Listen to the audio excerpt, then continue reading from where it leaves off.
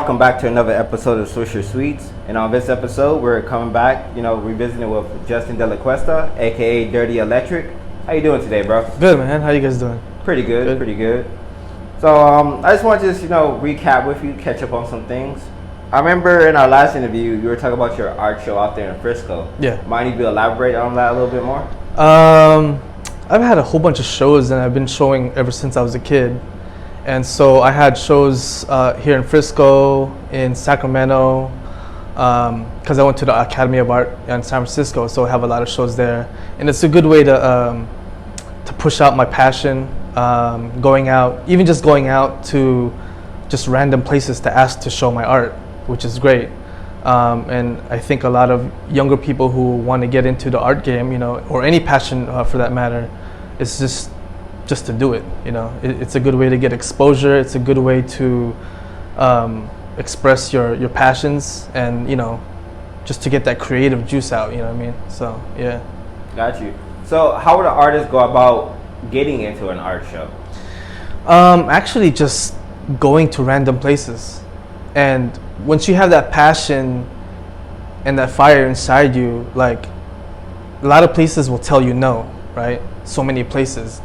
But you just need that one yes to actually get a show in, actually get into your art into a spot. Because I've had so many places tell me no, you just keep going, and just keep going. And you're so passionate about your work that you don't care who says no, because you believe in your work so much that you just can't accept a no. I mean, you'll accept it, but it's just like, next. Let me go to the next spot, until you hit that one that says yes.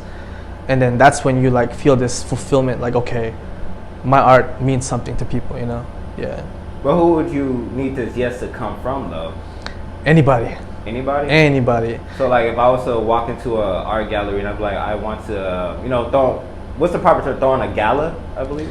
I just say art show. I don't know if that's the higher okay. say art gala, but me, us, we just art show, Gotcha. Let me show my art. Yeah. So if I was to walk into an art gallery and I want to throw in an art show, do I just talk to the receptionist, or who I would speak to, who I exchange words with? The owner. I always go straight to the owner. Okay. Because when I was in SAC looking for a spot, I went to hella places, and a lot of these galleries, they're all different, right? So they'll have more kind of higher end, kind of abstract art, which may not work with your style, but until you get that one spot that says yeah, and then okay, yeah, and then you build a relationship with them, keep showing, because we had shows every second Saturday of the month. Okay. So I would just keep showing shows. Even out here, it's I think first Friday or something. Just keep pushing your art out, and then even to me, just having people come out to my show, just one person, is a great feeling, because this person took the time out of their day just to come see you. You know what I mean? Yeah. What more when that person or anybody buys a piece of your artwork? It's okay, you could have bought food, but you bought a piece of my art, which more validates your skill set or your passion for it. So, yeah, it's a good feeling. Got you. So for achieving artists, for you to get your art into a show, it's better to find a gallery that kind of suits your style. Actually, honestly, any gallery that takes you in. Okay. You know what I mean? Because it's ultimately up to the gallery owner if they say yes or no. If they say no, then they're not feeling your art. But the one person that says yes, even if it's not my style, it's exposure to have your art up. So basically, anybody. Got you. I remember last time you talked about working with Click Nation before they got bought out by EA. Yeah. Mind if we go into a little bit? What kind of work did you do with Click Nation? I did a lot of 2D art for Click Nation. This was when Facebook games, remember when Facebook had a whole bunch of games on there? Farmville and all that stuff, crazy stuff going on. So I was working on a couple of titles from a company called Click Nation, which was based in SAC. And I was working on titles like Superhero City. There's a whole bunch of different ones, I forget, it's a while ago. But I was basically doing 2D art for the games, assets, right? So if you buy a character, you have to buy power-ups, right? So I would design the little power-ups that you would make. You're extra boost in power, you get jungle power, so I have to create something that resembles like a power up or an icon that resembles like jungle strength or something, anything like that. You know what I mean? So, you know, it was basically like, you know, the movie A Grandma's Boy. Yeah, Yeah. I know about that movie. That's It's a dope-ass movie. that scene, the video game scene, is exactly like that scene, and it's funny because you remember the weird high, the top programmer, the blackjack, the Matrix guy. Yeah. We had a guy like that at our joint, and he was a programmer, but he was the complete opposite. Super cool guy. Instead of the weird, you know, like you know what I mean. But the vibe at a game studio is a dope vibe, man. It's just like you could come in wearing whatever you want. I brought my dog, take your lunch, and every Friday they have like, you know, barbecue Friday. People there just eating, barely even working. You have people playing, you know, World of Warcraft on the corner, having a tournament, other people drawing. It's just like, it's a dope environment. Yeah. Got you. Was there any notable differences when EA bought it out? Like, why did EA even buy out? Why did they buy them out? Well, you know, I would look at, because the guy who owned it was a Korean guy. I forgot his name, Mark something. But when he owned it, you know, they're in the business of making money, right? Just like when Instagram sold their platform to Facebook. Yeah. Same thing. Millions of dollars, right? I know it's just like, how do you feel about that?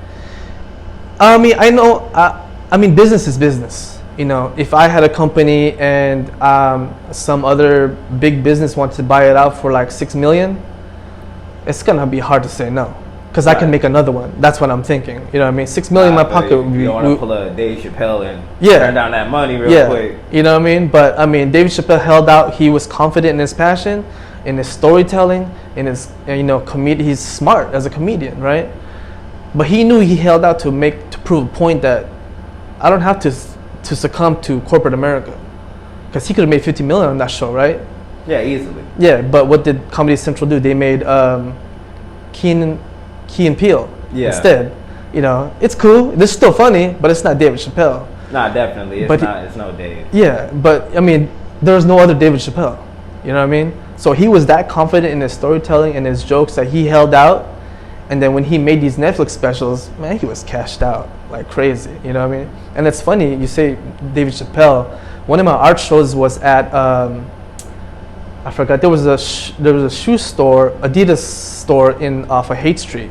And I walked into there and I asked the worker if I can show some art. And she's like, yeah, you can show your art. And it was cool, right? And then the week later, he goes, oh, David Chappelle walked in. You know, he was looking at your art. And it's funny because she is the nephew of David Chappelle's wife. What? Yeah, it's crazy. I was like, shut up. He came in, you know what I mean? Like, I was like, next time, let me know when he comes in. I'm gonna give him some free, you know, for some free art. But for a while, I was like, David Chappelle's wife is Filipino? I was like, okay, that's cool. You know what I mean? That I'm talking to David Chappelle's wife's niece, and that there was only 3 degrees separating us from me actually meeting David Chappelle, which is, you know, because you never know. Nah, true. You never know who you might be talking to. Yeah, so that's why I keep putting my art out, keep putting content out, and then you hit me up, and you have connect, and then, you know, we establish a great friendship, and who knows or who knows who I know who can help you out, or vice versa. And this is what it's all about, just, you know, helping each other. You know what I mean? No, I totally feel you on that, dude. Yeah. Because on here I interview Slappy, who's a denim manufacturer in skateboarding. Yeah. And we went to this car gallery that was in LA. I believe last year before COVID happened, 2019 was in the summer, and he introduced me to Roland Berry, the artist, and yeah, it just tripped me out. Like, I wouldn't expect like someone to be working with Ashton Martin, you know, to look like that individual. And it's like, when I met him, I'm just like, dude, you're a cool guy. Like, you just look like a regular person. Like, I wouldn't even know who you were, or like your influence, if this person didn't tell me who you were. Yeah. Like, just, you know what I'm saying? Like, and that is so true. Like you said before, like, when you meet people, you never know who you're actually really being introduced to, the type of connections that they have, and like, you know, what type of connections you can establish with that individual. Yeah, but, definitely, man. But like I said though, were there any noticeable differences when EA bought them out?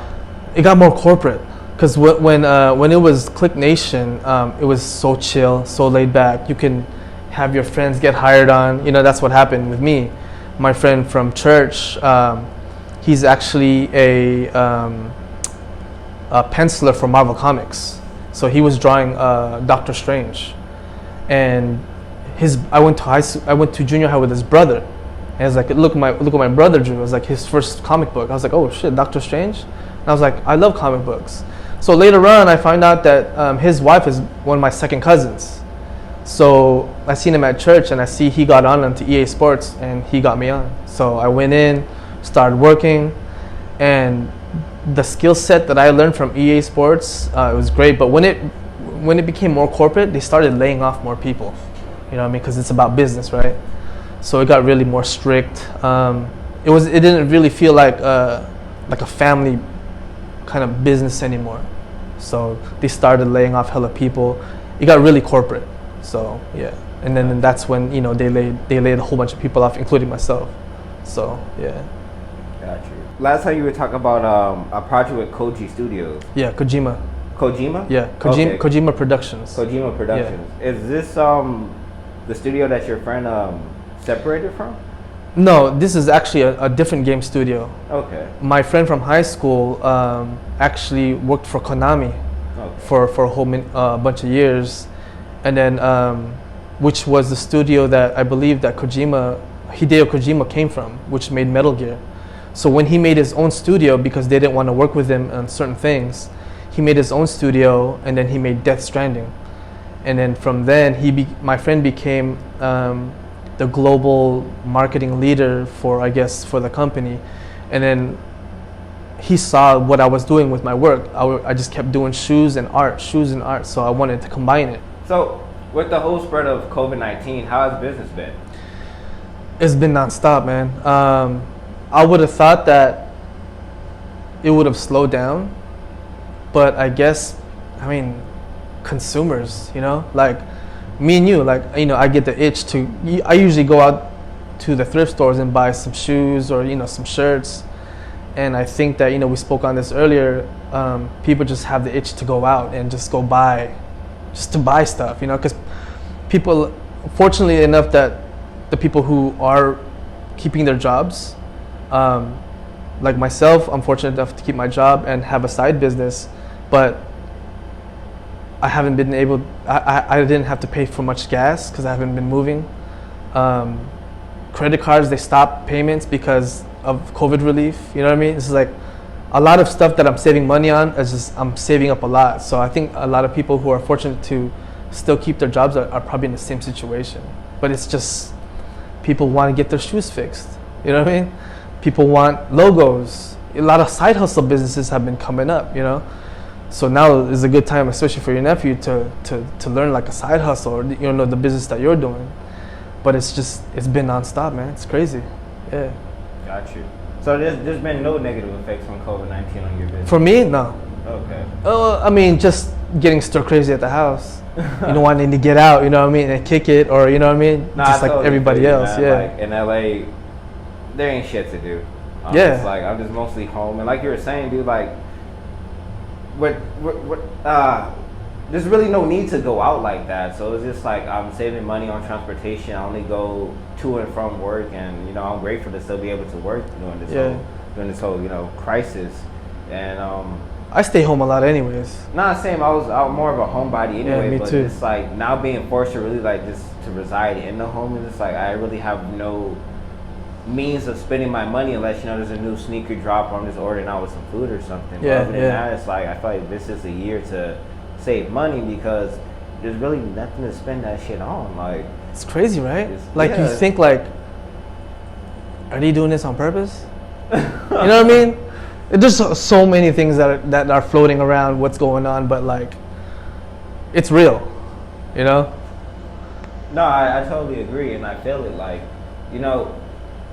this year, it's really been a drastic change. I don't feel like the world's gonna come back to normal for this because we never had a type of situation like this in our generation. Yeah, in our generation. But before it was worse. But it's just like, with that generation, they've already died out. We can't really go back and be like, hey, what happened during the Spanish flu? You know what I'm saying? Yeah, like, yeah, but yeah. with us, it's just like... It's new to us. Yeah, it's new, especially with social media. It's just like you always feel like you're connected with people. And now it's like, damn, the only way I can really have some form of communication with you is through this virtual reality in which, like, you portray whatever you want to portray. So it's like, I'm at home being bored and, you know what I'm saying? It's like, damn, but this dude's out there at the beach having a good time, living it up.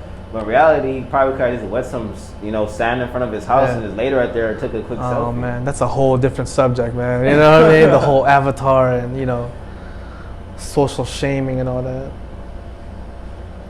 But, with your side business, with your regular, primary source of income, how do you keep life balanced, between yourself, business and family? That's a good question. Sometimes I get caught up in doing orders and shoes, and at one point I had about like 30 pairs of shoes just in queue, and I have to make sure that the customers are happy and I'm happy. Most of all, that I'm happy, because all this extra money that's coming in, it's just extra money. I have to remember that I can always make it. I can always stop. I can always take a break. And I get caught up sometimes in, business and trying to think that, I got to turn these shoes out, which I do, but at what cost? You know what I mean? Like, so I have to really control how much of business I take in versus like how much time I take off to myself to do fun stuff. You know what I mean? Go out and it's hard right now because you can't really go out. Well, I mean, yesterday we went out to the beach. You know what I mean? But even then I was kind of wary because no one's there was wearing a mask. But it's no different than when you're in line to go to Ross. Everyone's wearing a mask. But at the beach, for some reason, no one's wearing a mask. So I was like, what am I doing? So to keep a balance is hard. I try not to get caught up in business and just the money aspect of it, because ultimately you want to hustle, keep putting out content, but the main goal is for you to be happy. I think a lot of people forget about that, right? Because they think money makes you happy. So some people, yeah, maybe, but you gotta continue to work out, stay busy, stay creative, because once you get caught up in this stuff, if that's what your passion is, cool, but you gotta stay healthy, because that money, if you're sick, what you gonna do with that money? You know what I mean? It's just, you gotta balance it. So. Got you. I totally agree, man. You gotta have a healthy balance. You can't be all work and no play, or all play and no work, because to have one, you gotta have the other. And I just feel like if you have nothing but work, you don't enjoy the leisurely things. And like, you know what I'm saying? Like you get that disconnect, especially you being a family man. If you're just working all the time, you get that little disconnect right there. Yeah. And like you're saying, if you're all work and no play, well, it's just like if you're not working, you're not bringing in any money. So it's like, how long can you really play for it? So. As long as you love what you do, so you don't have to work another day of your life. You know what I mean? So, and that's also a mindset. Like remember back in the day, it's like, Toys R Us. You remember Toys R Us? Definitely. I love Toys R Us. You remember Toys R Us? It's like, that's the place you want to be a kid, right? But once you start getting old enough where your mindset gets old, the kid inside you dies. And you don't want that to happen. Like my kid, why do you act like a kid? You're like, 40 something. I'm like, you know what? You have to keep that up. I've been drawing since I was a kid. I'm still doing what I love to do since I was a kid, was draw. My parents didn't want me to draw. They wanted me to be like an architect or like a doctor, right? I was like, nah, I want to draw. And I still kept drawing. But I understand when as I got older, I needed a 9 to 5. Because when I started at EA Sports, my art became a job. Because people were telling me what to draw. I can't have that. It's weird, right? When you do something creative, right? They control your creativity. Yeah, and it's like, you're actually telling me how to draw. I was like, So I stayed there for a couple years, and then when I went back and got a regular state job, which is like a 9 to 5 job, that took like it's like a no-brainer work, right? You just do it, right? So you have benefits just in case you get sick. But then I get up at 3 p.m. So after 3, I do all my work. But since I'm working at home, I can draw, work on shoes, and work at the same time. So I'm kind of like double dipping. I have a consistent paycheck. I don't have to worry about money or insurance because I have that already. But then on the side, I have my shoe business, my art business. And I tell people at work, my regular state job, that's my side job. But my main job is my art and the passion and the stuff that we're doing right now. This is our main passion right here, you know what I mean? Like what you're doing, what you're gonna do, whatever side hustle you do it, keep doing it. But make sure you have a side job for insurance, you know what I mean? Unless you wanna make your main job, then that's great too. But you need that kind of balance, you know what I mean? So I get you, totally. So I don't worry about money because my state job funds me to do my fun stuff. My drawing since I was a kid, messing around with shoes, you know what I mean? Drawing on shoes, that's kid stuff, but you're getting paid for it, right? Yeah. So we all smiling because that's what we want to do, you know what I mean? I don't want to get old, bro. You know what I mean? I totally feel you, man. Like, well, my dad tells me, bro, like, keep your mind active in your body because once your mind goes, your body will follow. So yeah. It's like, you know, you see old people out here, like, you know, walking around like all broken up. It's like because they never kept exercising their mind. After a while, the body began to follow. So it's like, you know, once the mind is no longer sharp, the body won't be that responsive. So, you know, I'm only 26. You know, from my previous skate injuries, you know, I feel them now, but it's like I still be as active as I can be. And it's like doing this, I'm always researching and learning something new. There's always a new aspect to grasp and to understand. So for me, it's just like you're saying, like, find balance. I'll be at home sometimes and it's like, damn, I need to be, you know, cleaning up these shoes right here. But at the same time, like, you know, I'll throw something on from like YouTube or something that's going to tell me, you know, the history of this shoe or like, you know, the origin of this company or anything like that. I do the same thing. Just to keep myself, you know, knowledgeable because, you know, I'm out here giving knowledge, but at the same time, like, you know, I can't give knowledge if I myself aren't, you know, able to receive it. Yeah. So. And I think that's the mindset we all have to be is like forever student. Not to get to a point where you think you know it all, right? Because you always want to learn. If someone tells you, because at EA Sports they were telling me, oh, do it like this, do it like that. I had to break myself down and understand that I don't know everything. I don't know, you know, possibly everything in life, but I had the chance to learn from professionals that were professionals at drawing, professionals video game art, professionals at comic book art. So for me to have the chance to learn from them, that paid me tenfold because what I've learned from them is just like you're forever learning. You know what I mean? Like you got to keep learning because if you stop learning, that's it, bro. Like your dad said, your mind's dead.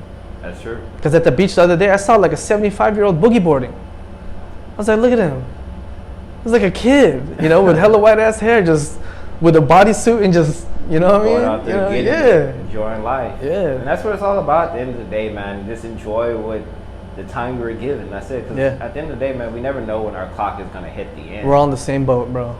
Totally. And it's like, you know, sometimes stop real quick. Even if you're rushing to work, it's like if you have a quick time to even, you know, walk into the door, you know, if there's a rose right, smell it real quick. Yeah. Look at the sky real quick and you're like, oh, that's a cool looking cloud. And just taking that little glimpse of happiness before, you know, you go into a place where you probably aren't that happy, but at least you're able to take those few seconds for yourself and enjoy it. It's not all about the stuff of this world, man. You know what I mean? It's not all about money. It's not about material. The stuff that we have, the money that we make, it's just a bonus. Definitely. But the happiness is like health, you know what I mean? Whatever religion you believe in, your family and loved ones. So being a family man in the business, like, did you introduce your family into sneakers, or were they already involved with it before you got into it? Well, my lady's always been into shoes, but when I got with her, it just kind of made it more solidified. Because when I got back into shoes, I took a long break because I was doing other things, but when I got back into it, it kind of like rode along with me. So, you know, when I got back into it, I started studying with shoes, what costs this? Why does it cost that much? Why does this Travis Scott one so expensive? Why can't I buy them on sneakers? Why is it so hard? You know, from back in the day, you used to get them so easily. Now it's like sold out. It's only been a minute. Yeah, you know what I mean? Especially when they put you in those online waiting rooms. I hate that shit. It's like you made me wait 7 minutes to tell me I didn't get this shoe. And I woke up to do this. You know what I mean? And now you're telling me that my password needs to be changed, or you need my CVC code of my card. Like, what is all this? Yeah. And then when I started researching it, then it got more interesting. You know what I mean? So I mean, my family's been, you know, they're in it, but not as much as me. But I'm trying to get them in, you know what I mean? So, like, my ladies got some heat, my neighbor girls got some heat, but it's like, they like their own stuff. Like my kid, she likes the chunkier platforms, you know what I mean? Like, what is that, like, what are those chunky ass shoes that, what is that? Like Reeboks, you know the thick ass platform shoes? Oh, I know which one. The one that kind of like Cortez's. But they don't look like Cortez, but they got like that fat foam on the bottom. Yeah. And that's the style, like, you know, because she likes BTS and, you know, like Korean pop star stuff, and that's their style, you know. So I'm trying to get her to, like, you know, because I just got her some Jordan 1 Obsidians for her birthday, because that's what she wanted, you know. Like, but before that, she was asking for Balenciagas. The thick ass soles, I was like, man, that's $800. You know, she was asking me like it was nothing, you know. But honestly, I've been considering getting some Balenciagas. You know, I don't know the name of it, but it's one that like the attached sock liner on. Like a triple S or something like that. Something like that. I'm not even sure, but I just like the way they look. They look comfortable, so I'm thinking about spending a little bit of money on that, man. As long as you like them. You No, know? I like them definitely. It's not for no hype shit, but they just look so comfortable. I'm willing to like invest this money. I'm not going to say invest. I'm going to buy it. There's no reselling this shit. Yeah. But you never know, man, because stuff sells, and you know what I mean? Like, this cook group that I'm in, they were like, yeah, no one bought these Yeezy slides. Really? Yeah, they were selling for like, they were what, $55? They were for $90, right? And at one point they went to $360. Imagine that. From $55 to $360, and you buy like 10, 20.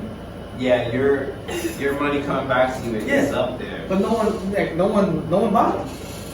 I didn't buy them because they would look ugly to me. But the money is not ugly, you know what I mean? I feel you. Like, this is one thing I learned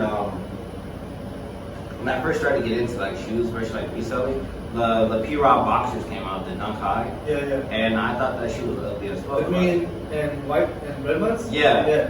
Honestly, they look Italian. They don't look like But you knew what they were. But yeah, I knew what they were because Paul Rodriguez. Like, he's like the first.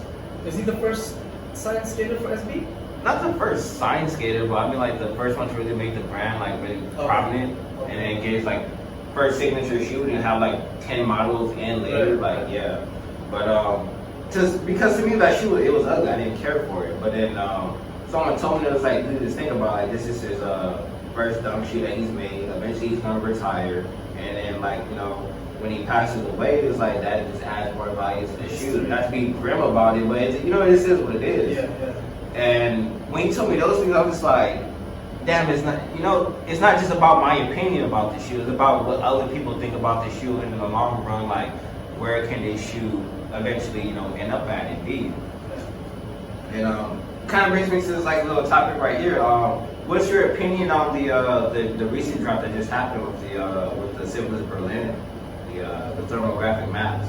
I like those, but when through my sources where I get pre-orders, they had the Civilist app come out, and I thought this was the one coming out, but it was a different Civilist. It was the one that had it looked like elephant print all over the shoe. Remember that? It was a Civilist. Elephant print? Yeah, it was elephant print all over the shoe.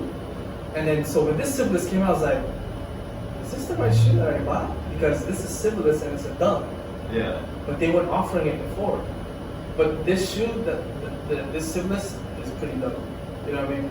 Is it a high top? It's a low. It's an SB. It's a low SB. Yeah. You gotta show me this after. I'll show it to you. I paid from already, so I'm like, am I getting this shoe in the mail? Because then, it's different. Because like before how I brought in those Black History Months. Yeah. So for today's video, I actually brought in 2 pairs of shoes for you to check out. And yeah, let me just grab them off real quick. Yeah. You know what I love about this? The 8-bit. Dude, when I saw that, for some That's the reason, first that thing I is saw. really, it is added onto the shoe for me. Like, Yeah. the changing color concept is hella sick. It's cool. But just to see that swoosh, you know what I'm saying? Like, just the little details right old there. school, yeah. No, I like these, bro. I still wish they felt comfortable on my feet. Because they hurt. You know what I mean? I got white feet, so it's hard for me to get these. But these are dope. Yeah, I love the concept of this. I wish we could make them black. Freeze them up real quick. You know what I mean? Low key, I was just like, yeah, the AC, I don't even think it's gonna be Yeah. that cold. But yeah, dude, when I seen these coming out, I was just tripping out. Like, I was like, what the fuck? Because like normally I kind of get word of things before they drop. Yeah. But these were a complete surprise for me. So like I kind of had to do my hunting to get these tracked down. But exactly, because I thought a different Civilist was coming out. So when I heard these come out, I was like, these aren't the ones that I thought were coming out. This is not the ones that I paid for. yeah, like when you just mentioned those, I was like, I haven't even seen those. I haven't even heard of them. Yeah, because I never seen these on a pre-order. You know, the early game. But when these, I think they just kind of kept them under wraps, I guess. Possibly, dude. So I'm just like, this is the first like thermal reactive shoe that's official by a brand. Like, Yeah. there's no customizing on this. There's no special paint. It's just something that NikeSB decided to produce, and I just think it's for the aesthetic of the shoe. This is fucking sick. You know what this reminds me of? There was, back in the day, I don't know if you remember, but there was a clothing line that was heat activated too. You remember that? Nah. I remember it was so popular, bro. Like everyone wanted it.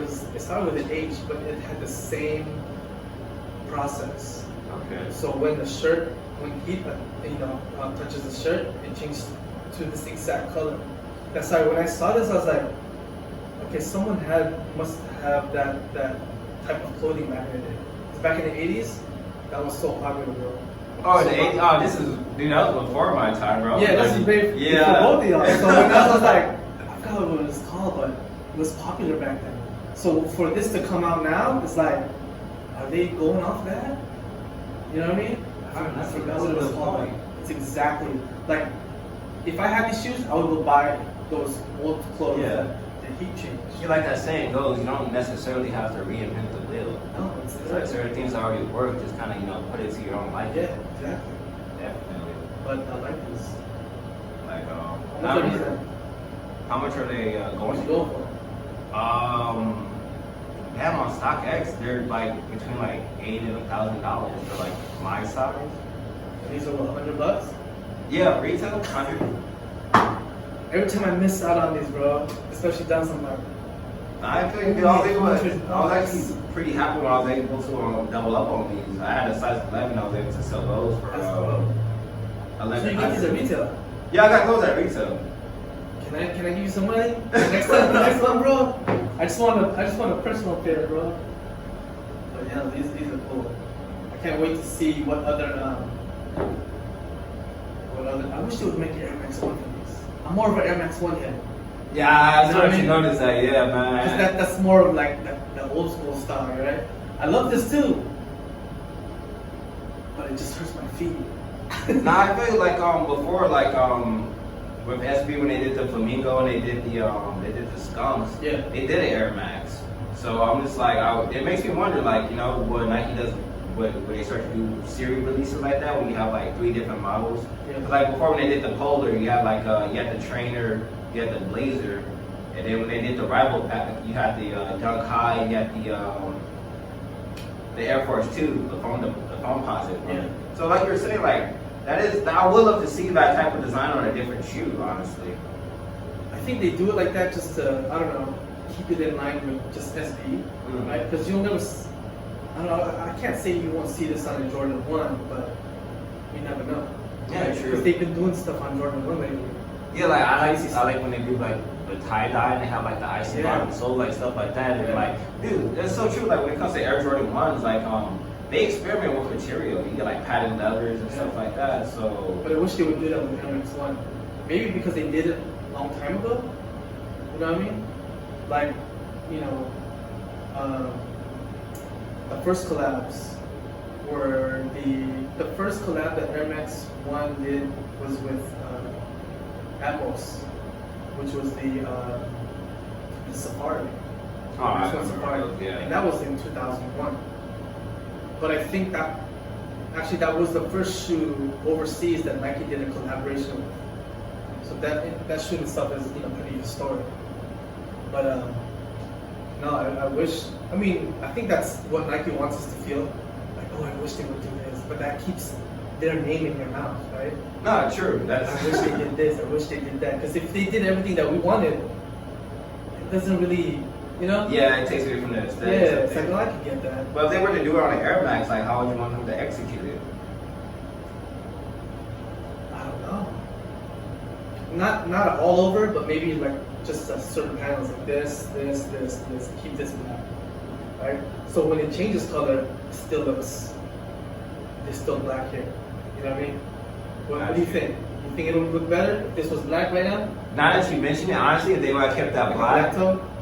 I don't know about the black toe, but if they would have, you know, just the side paneling, then yeah.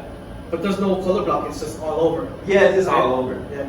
But if they did it with the color paneling, I think it would look better. But some people like this.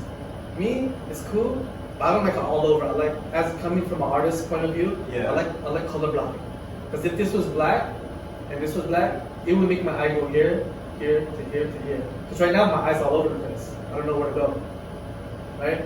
You make me think about customizing these, honestly. Dude. You can do it. I'll teach you how to do it. Shit. But I brought in one more shoe. I remember last time we were talking about the Chunky Dunky. And I brought this one in. You can peep it, you know? Have it like that. Well, same as those, man. The lace back is still attached. Yeah. Dead stock. It's that stuff.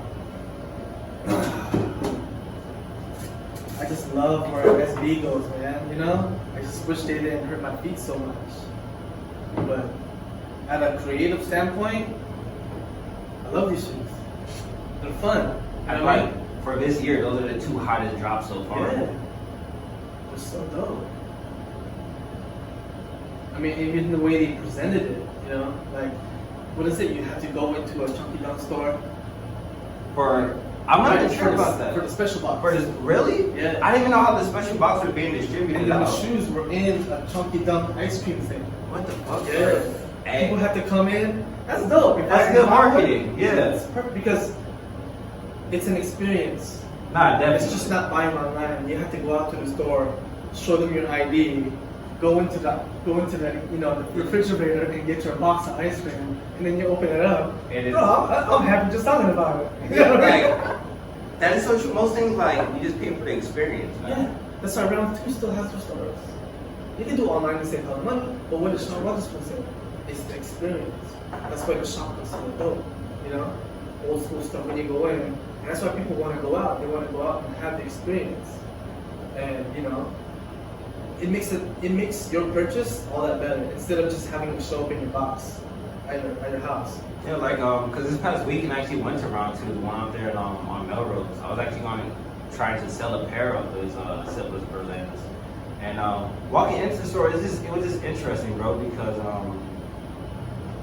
most not retail stores, but like reseller stores, like I go into and it seems like everything's like highly protected behind like glass. But for them, it was just awesome because I seen this SB just lined up and it's having clothes right there. You know what I'm saying? Like, it didn't really try to separate the consumer from the product. Where it's like, oh, dude, this is like really high price. You know, if you want it, we'll get it down for you. It's just like, nah, bro, like, come look at it, touch it. It's personal. You get to really feel like, you know, do I really want to pay for this quality of material? Do I really want to pay for this shoe? And, you know, because they even have some older SBs in there. And I was just like, you know, these are in some pretty fair condition. Like, and I was just tripping out because I seen some, I want to say Tiffany's in there. And it was just tripping me out, like, damn, dude, like, you guys just have this shoe on display, like, this shoe itself, like, even, like, you know, kind of worn and beat, and you can still get $1,000 for it. And it's like, you're just having this out in the open where people just, like, you know, touch it and look at it. That's how it should be, though. No, definitely. It shouldn't be like that.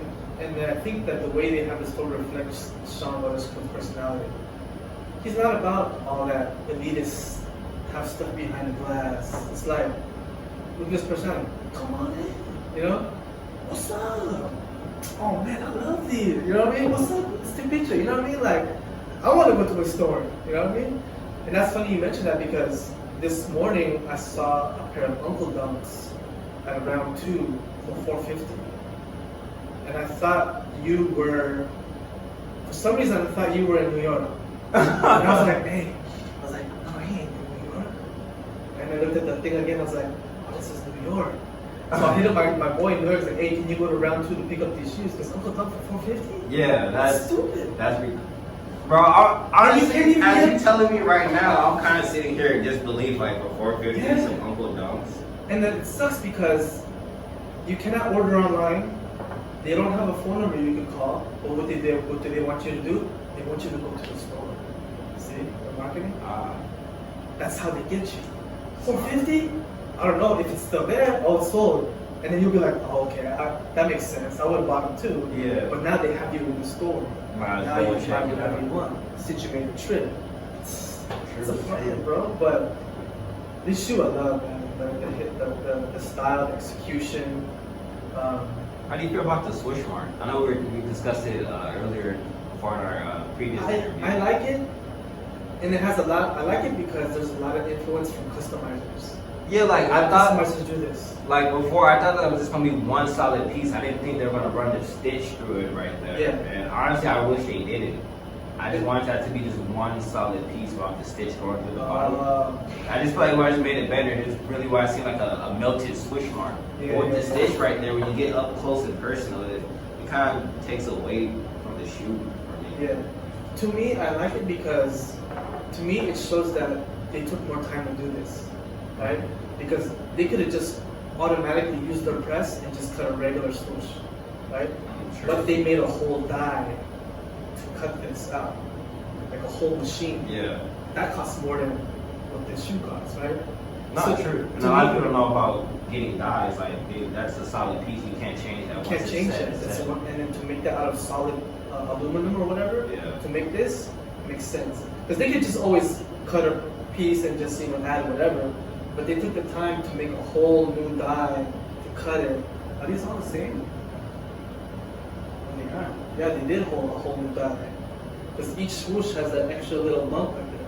Oh, I never really noticed that. So I was thinking if it was handmade, but these are all the same. It's a good way to spot out fake right there. Yeah. But the execution, I mean, like I got my mom a pair. She looks so cute in them, babe. She loves them? She loves them. And then she, my mom rocks, she goes thrifting all the time. So she was wearing an old school, like, lime green shirt. And, coincidentally, her phone cover, her phone case matched the shoe. Okay. That's dope. I'll show you a picture. But so we have in the Delacuesta family, right?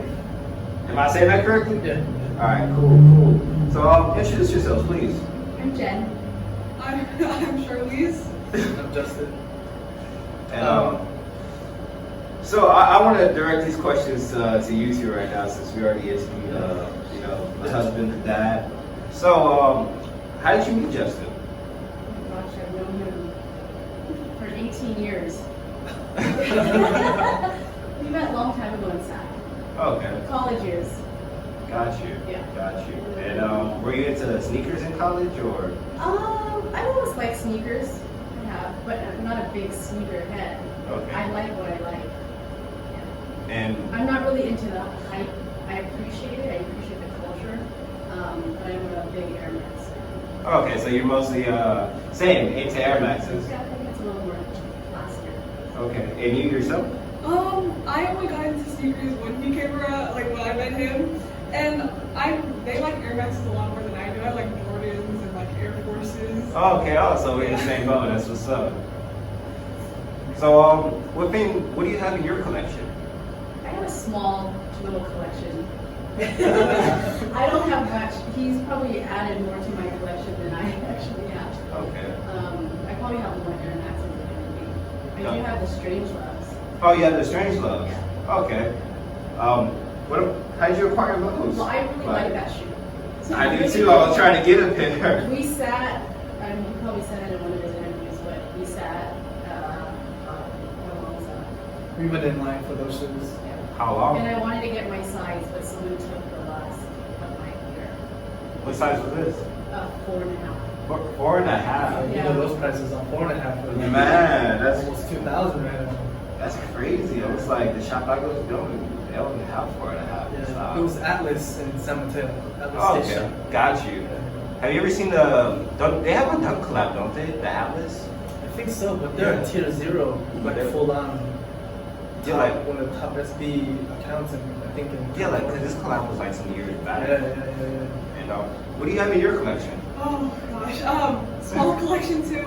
I think my favorite shoe right now, or my two favorite shoes right now that I have are the Off-White Converse, and Okay. then the Jordans that I'm wearing right now. The And which ones are those? The Jordan 1 Obsidians. Obsidian? I started to notice, bro, when it comes to that Obsidian colorway, because I actually have I have a pair of low top SB, blue box series, a thin top. Yeah. And same thing, Obsidian, it's like that really dark blue. And I started to notice, like, when it comes to like Jordan or even like Nike Dunks, when they have Obsidian, it's a unique colorway, bro. They don't always release it. Like, I know it's always a part of GRs, but when they do release it, it's like they always do some dope aesthetics like that. I think it's the color blocking. Yeah, You know what I mean? I It's feel like you can't really go wrong with You that. can. And it's like, It's a dope scheme. yeah. But with your husband being a restorator, do you assist in his work? Do you help him out? A whole bunch. Yeah, I've learned a lot. She It's preps. fun, I like it. Care to chime in? Like, how do you assist out? Like, With whatever he needs, so I do a lot of cleaning, Prep work. prep work. prep work? What do you have to do for prep work? What do I do for prep work? Yeah, like, because I don't know myself. I never had to like fully restore a sneaker. So I mean, it all depends what he's, what he's gonna do. Okay. So like, we do like a soul swap. So if he's doing like a soul swap or if he's doing like a conversion, if it needs to be cleaned up, I'll clean it up. If it needs to be iced before he has to touch it, I'll ice his Ice? shoes. Yeah, she'll put the shoe, like if the Jordan ones, the soles get oxidized, Yeah. she'll put the sauce on there, Oh, okay. tape it up and put it under the leg. Oh, okay, that's what that meant. Oh, when you said, oh, nice, I was like, are we trying to like save it like a word? Soul Put it in the ice? whitening. Soul whitening. Yeah. Okay, Yeah, got yeah, you. yeah. I like that term though. Put it on ice. Yeah. That's a good one right The there. ice box. Hey, you should slogan that out. Put it on ice. That's a good Nice, one. man. That's good. So soul swapping, like, how do you feel about that? Like, do you have to use some type of like utensils to help out, or? Yeah, it's a lot of work. Yeah, the soul swap is like if I do, like I'm doing a Stussy soul swap, right? SB. So I have to take this whole thing off and find another sole that matches, and then do stitching, all the stitching. So probably a soul swap like this, I'll probably charge like $400 Okay. because the stitching on one shoe already takes like 5 hours. It's crazy. Then I have to glue it all together. But it's just, stitching and like the gluing on it. Just cleaning it up before you put everything together. Got you. Question for you two. Does his side business ever take away from like time with y'all? I think it was fun. It's fun for us Okay. because it's a lot of learning, especially in the beginning. So it's like a family activity together. But I think as we started to, do it more, we learned how to take breaks a little bit more. Okay. Yeah. Got Like when I'll do lives, I'll have her, because when I do lives, you can't really see my face, so I'll just have my hands in shoes.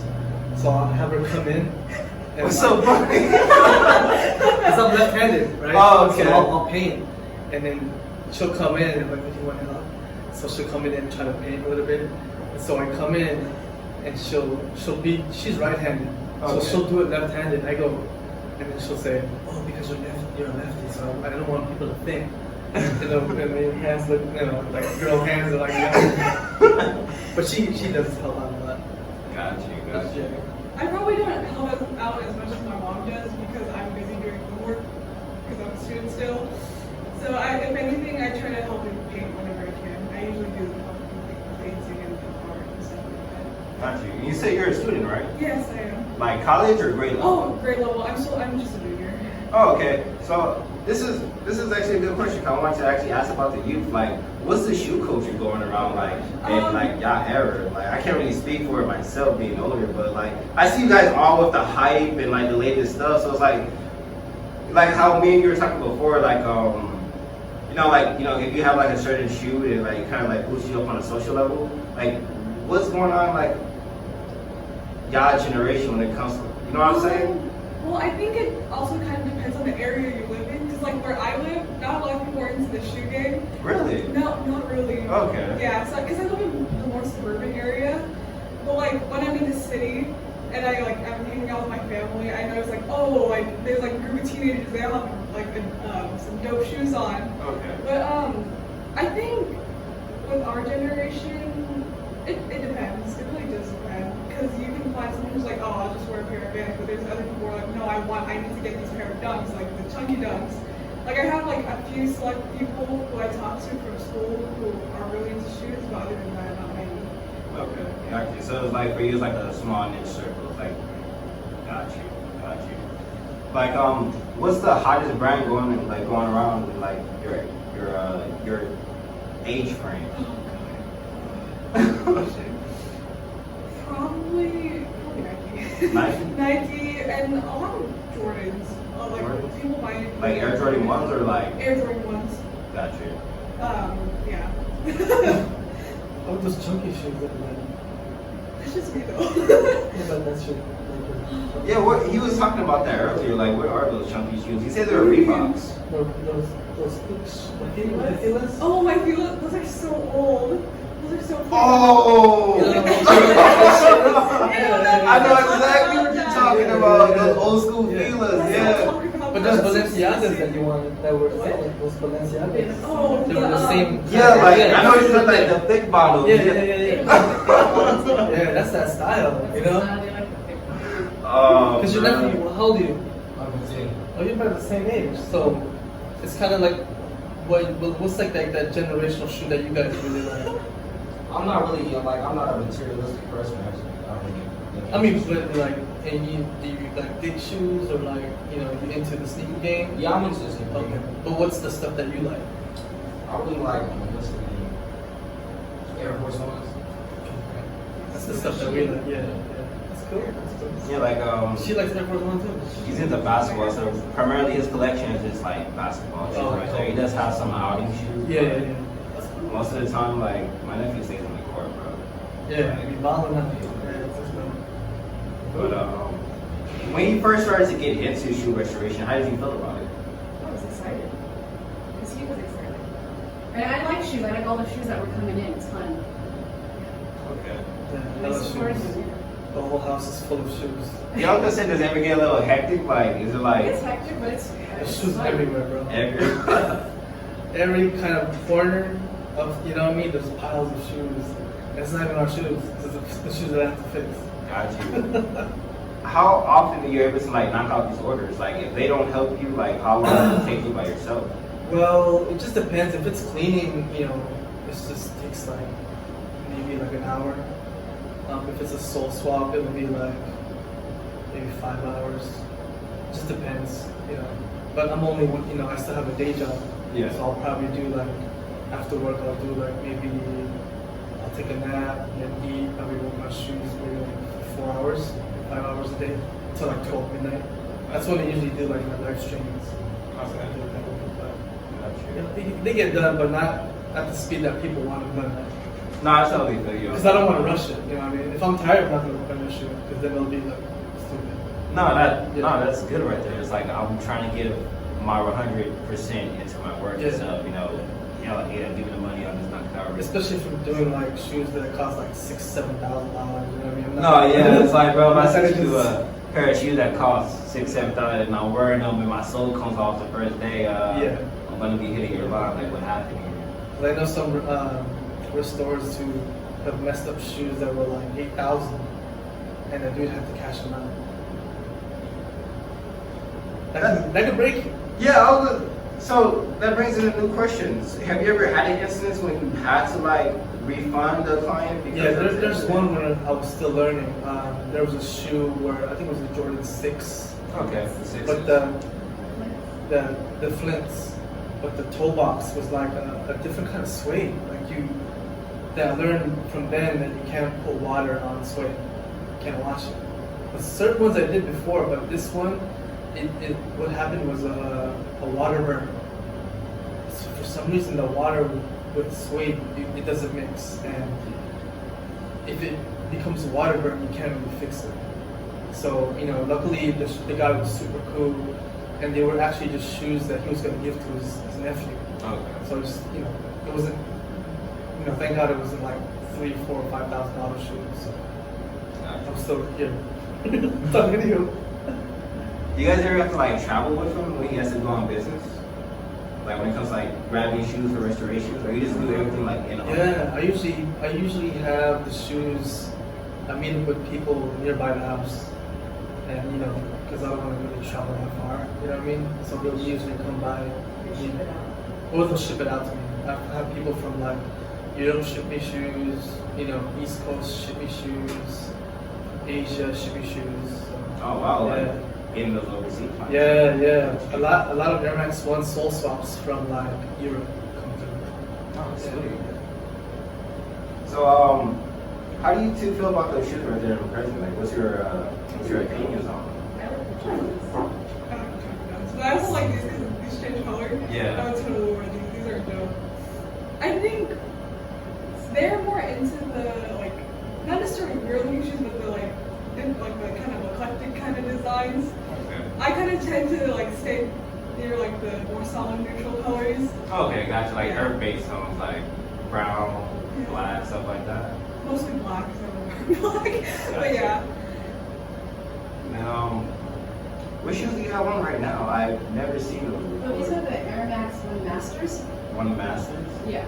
You want to show the camera? Yeah, go for it. Take my shoe off. No way. Yeah, just do it. Look, it's your feet. These are the Air Max 1 Masters. Got you. Did you restore those, or that's what you bought them? That's the way they came. Yeah? No customization or anything. Those are sick. So just a collection of. Yeah. Oh, no, So the Masters is like the equivalent of the What the Dunks, but for the Air Max version. Okay. So these are the anniversary reds. This is the Biotex from Japan. Don't you have the Biotech? Yeah. Yeah, because I recognize the little the mini switch mark. That's Yeah. the first pair I wore.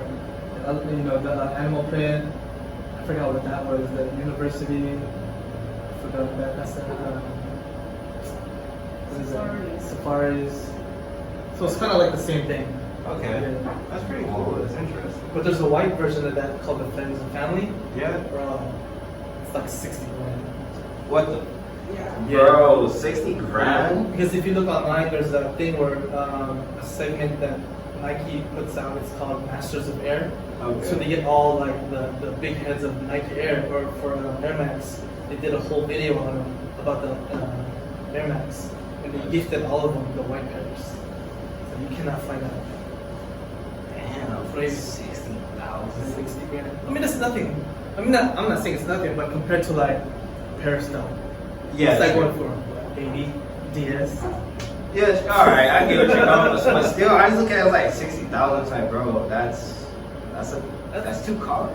That's I- life-changing money. That's like me going to a dealership. It's like instead of giving you money, it's like, hey, Give you a shoe. I'll give you these for those two cars right there. And Some it's like, people will take them. Yeah. man, that's. What's the crazy? Have you ever traded anything for your shoes by any chance? Yeah. Well, for other shoes. For other shoes? Yeah. Anything besides shoes that you ever had to trade for? No, just money. That's it. Just money, yeah, but nothing like. I don't think I have anything major where like I can trade a shoe for a car. You know what I mean? I wish I did. But what have you traded for though? Cause I've never traded. I've thought about doing it, but I'm a greedy bastard, bro. When it comes to shoes, bro. And it's like when I had the heat map, someone was offering me like a pair of Yeezys or something else. Bro. Yeah. I just turned them down. Like, Well, I've traded a pair of Air Max 1 Patas. okay. They're like denim joints, like a famous pair collaborated from Europe. And they're not really my style, but they're like, I think they're going for like $1,200 right now. But I bought them for $500 because the dude listed it wrong on eBay. So I actually traded it for this shoe, for this one. So this is the Air Max 1 size. It's called Size, Okay. but it's a collaboration with a European boutique. So I like it because it has like clean color blocking and a lot of Yeah, like I did the elevator part. yeah. So I just actually traded for this, and he gave me I think 400 on top. Oh, okay. So, yeah. Got you. And I know, what do you have the strange love, right? Right. How do you feel about that? You like from material and like the whole conceptual design of I it? love it. It's so plush. I always said I was going to wear it to bed because it looks so comfortable. Everything about the show I like. It's so fun. Got you. And then, do you have any SBs on the figure collection? Oh, no, I don't. 'Cause No? every time I tried getting them, they either didn't have my size or they sold out. So. Oh, I got you. Got you. What shoes you got? I'm sure what it says. For sure. Well, that's the time for today. I appreciate you guys coming through. It's the first time we actually had a family come together on the channel. Yeah. So it was pretty interesting, man. Appreciate your time. I appreciate you guys for coming through, man. Always, man. For sure. Always. All right, you guys. That's a wrap up for Swoosher Suits right here. Until next time. If you enjoyed the video, give it a thumbs up as well as subscribe to the channel to get notified when we drop new content. And thanks again for watching Swoosher Suits. The channel will be bringing back the sneaker to the culture.